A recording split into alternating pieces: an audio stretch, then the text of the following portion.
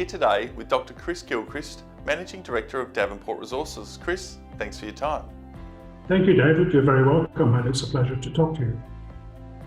Chris, are you able to share some of the background to Davenport Resources? The company was founded with the objective of becoming a potash company. Immediately we acquired 2 exploration licenses in the South Harz district of central Germany. Those licenses are referred to as Kolstedt and Grafendonne. But more importantly, at the time of listing, we were negotiating with the German government to acquire 3 perpetual mining licenses. These mining licenses are located adjacent to worked out potash mines or East German potash mines that were closed after reunification. So I must stress that we haven't obtained old mines. What we've done is we've obtained land that was due to be mined by these East German properties. And in terms of the licenses themselves, what makes them so significant? David, that's a good question. They're very special because the 3 perpetual mining licenses carry no rent, no royalties, or any obligation on Davenport's part to commit to an expenditure program or any kind of development program. So being perpetual in nature, we can sit on them forever if we so required. The second special aspect of these licenses is that with the license along came a massive data set.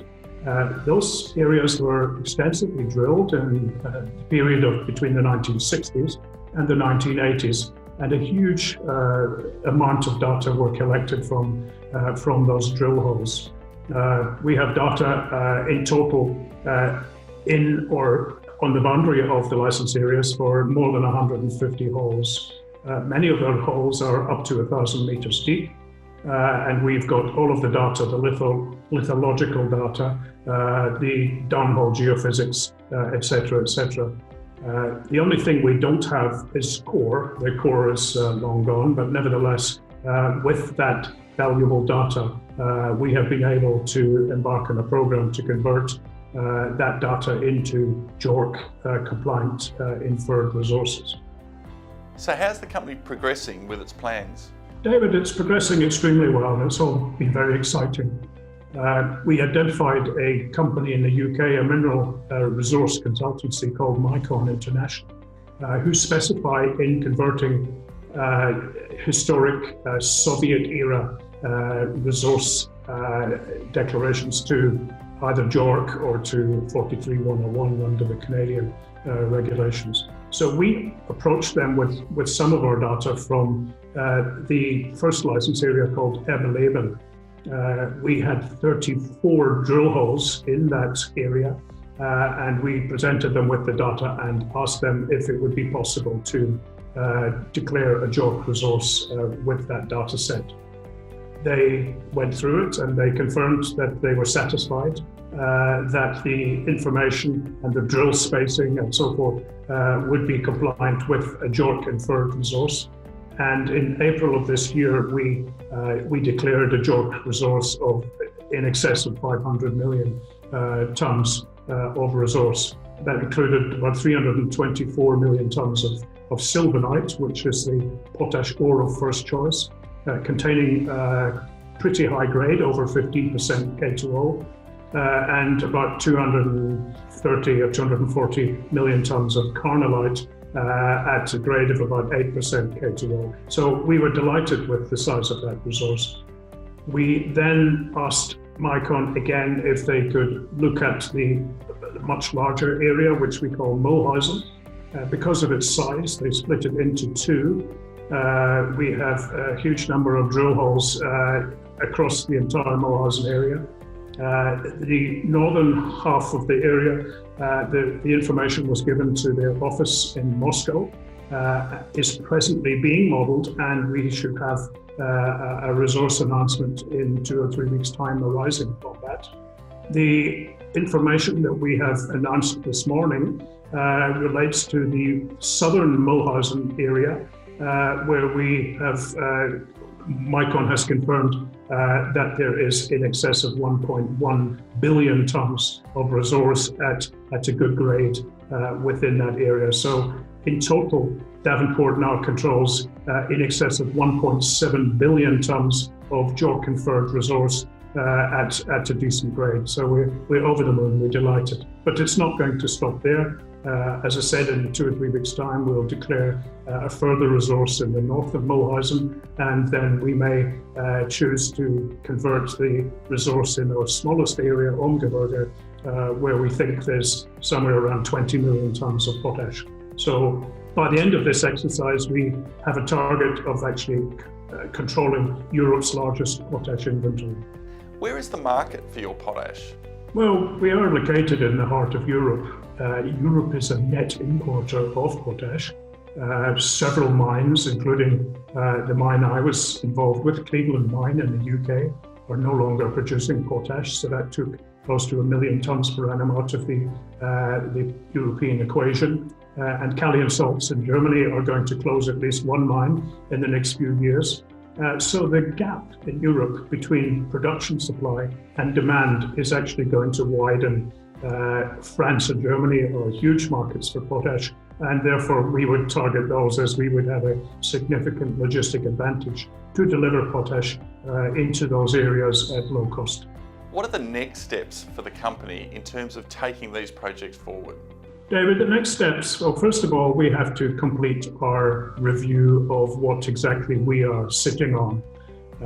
So, as I said earlier, we'll complete the review of the northern part of Mulhausen and possibly Omgeberge, so that we can confirm exactly how much potash we have and where the best locations are. Secondly, we would then need to put down some drill holes in selected areas in order to obtain core, to confirm and to twin certain existing drill holes, and therefore to bring the resources up to the measured and indicated categories. We've already identified most of the areas we'd like to drill. The fantastic thing is that we believe we only have to drill 4 holes in total in order to bring this massive resource up to M&I category, which is certainly the cheapest exploration program on Earth. Once we have drilled those holes and analyzed the results, then we can begin to conduct economic studies with the measured and indicated resource.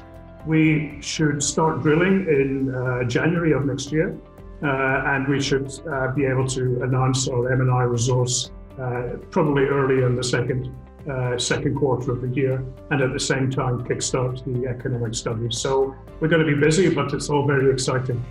Chris, you have extensive experience in the potash industry. Are you able to share some of that with us and also explain what drew you to Davenport? David, I spent 20 years in South Africa working in gold and diamonds. In 1998, I was transferred by the then owners of Cleveland Potash Mine in the UK, Anglo-American Corporation. They moved me to Cleveland as operations director, and later I stepped up to become the MD. I was there for 7 years and obviously learned the business in terms of the underground mining of potash and processing, the marketing and the shipment and logistics elements of potash. I later became a self-employed consultant, and no surprise, found myself mostly immersed in potash projects. During the last 10 years, I've been involved in potash projects in Argentina, in the Congo, in Eritrea, in Ethiopia, and Russia, Spain, and Germany. So I've actually had involvement with almost all of the potash projects that are on the go at this point in time. But as you said, I do find the Davenport project particularly compelling. It's compelling because of its uniqueness and its huge potential to add value and to produce potash in the place where potash is required and a place where potash has historically been mined. I'm joined by a gentleman called Jason Wilkinson. He's my project director. Jason was the project director for the Alana potash project in Ethiopia, which was several years ago purchased by Israel Chemicals. So between us, we have got numerous years of potash experience, which is quite unique in a lot of potash exploration companies who don't have people on board who've got particular potash experience. Jason and I are both excited about this project. It's in a very safe jurisdiction in Germany, in Europe. We are delighted with the support that we've had from the local government, from the permitting authorities, and from local people who all want to see mining return to this district. When reunification took place, there were 45,000 people put out of work in a very short space of time. So the effects of the closure of these potash mines was very dramatic. The assets that are there are very attractive, not only in terms of grade. Some of the potash is extremely thick. I've seen intersections of potash up to 28 meters to good grade. And the ore is extremely clean. It contains very low levels of clay and insoluble minerals, which normally would hinder processing.